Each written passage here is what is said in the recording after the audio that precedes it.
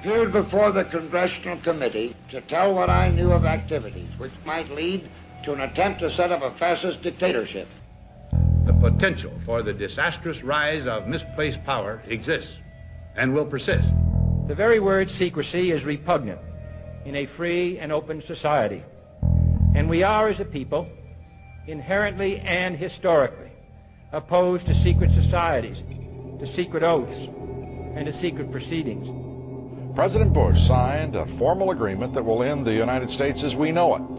And he took the step without approval from either the U.S. Congress or the people of the United States.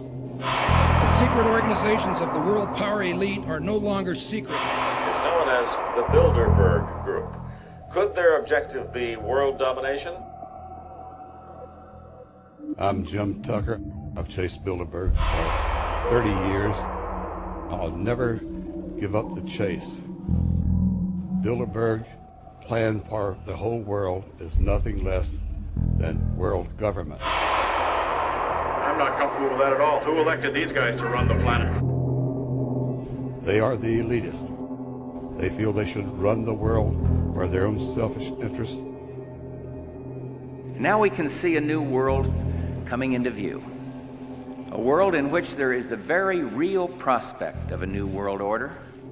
Bilderberg is making great progress toward a world government, and only an educated, informed public can stop them in their tracks. David Rockefeller admits in his own memoirs that he wants to destroy the United States. Right.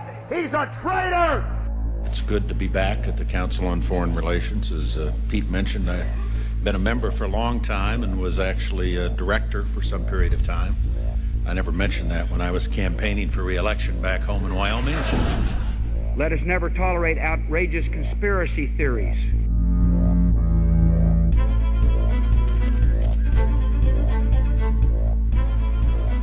I need you to move off the property, please. Some shots were fired.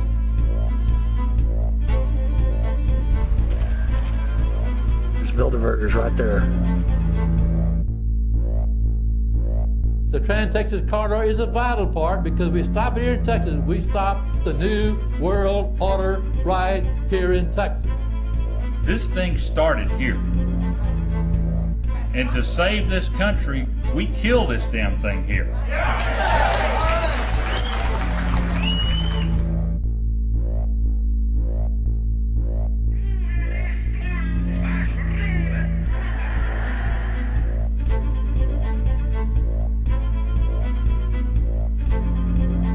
There is a chance for the President of the United States to carry out a phrase his father used, and that is a new world order.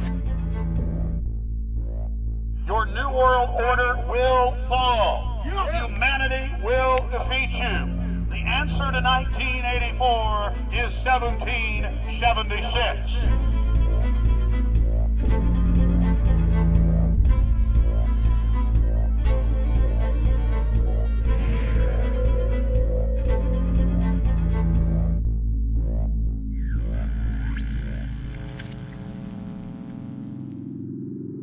In the near future, Earth is dominated by a powerful world government.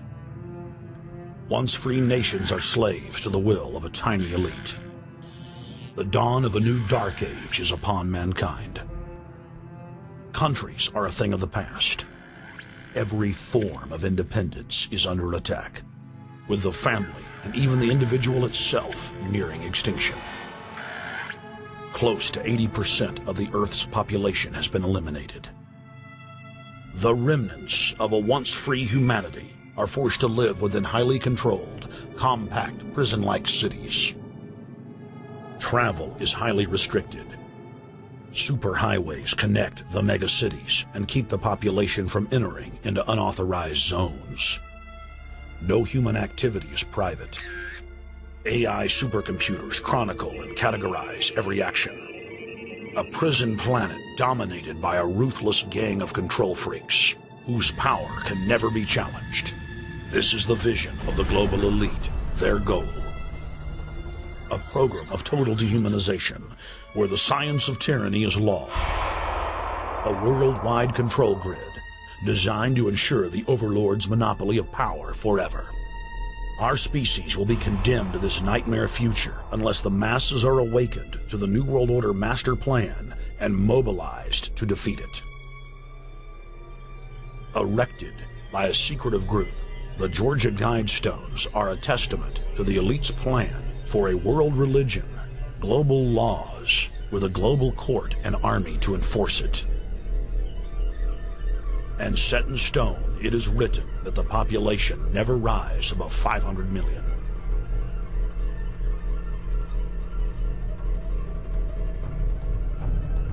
In this film, you will learn how our world is truly governed.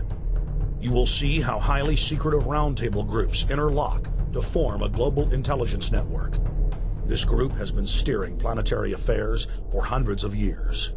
Now, in the final stage, they prepare for open world government. A goal tyrants throughout history have lusted after. Dr. Michael Kaufman is a published ecologist specializing in ecosystem research, forest ecology, and ecosystem classification. Dr. Kaufman played a key role in blocking the ratification of the Convention on Biological Diversity in the U.S. Senate. The concept of a New World Order has been around for centuries. It's been receiving tremendous play over the last half of the 20th century. George Bush, the first senior president, George Bush, used it a lot in his speeches and really implies that he really wants to see a order in which we have a universal or a global type of governance in which every human being on planet Earth is ultimately responsible to policies that are being formulated at the international level. It is a big idea, a new world order.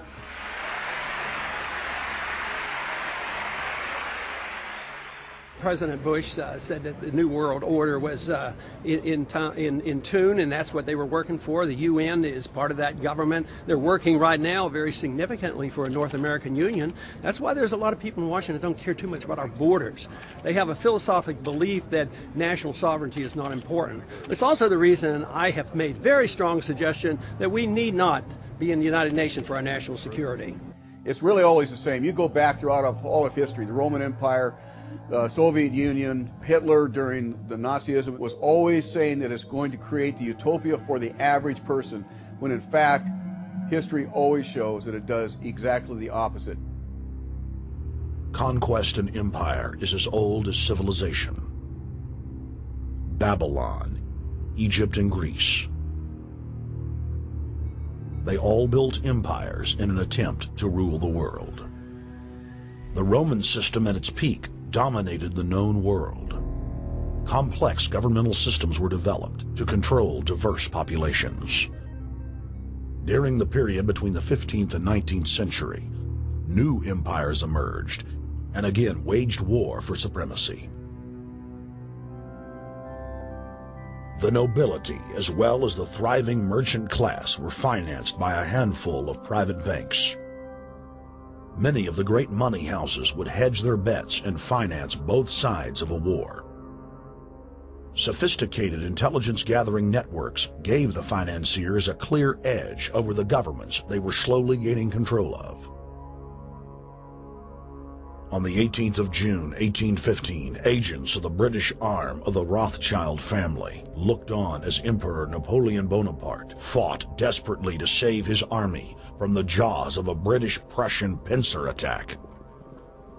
A Rothschild agent was able to get the news of Napoleon's defeat at the hands of Lord Wellington to Nathan Rothschild, a full 20 hours before the news reached London.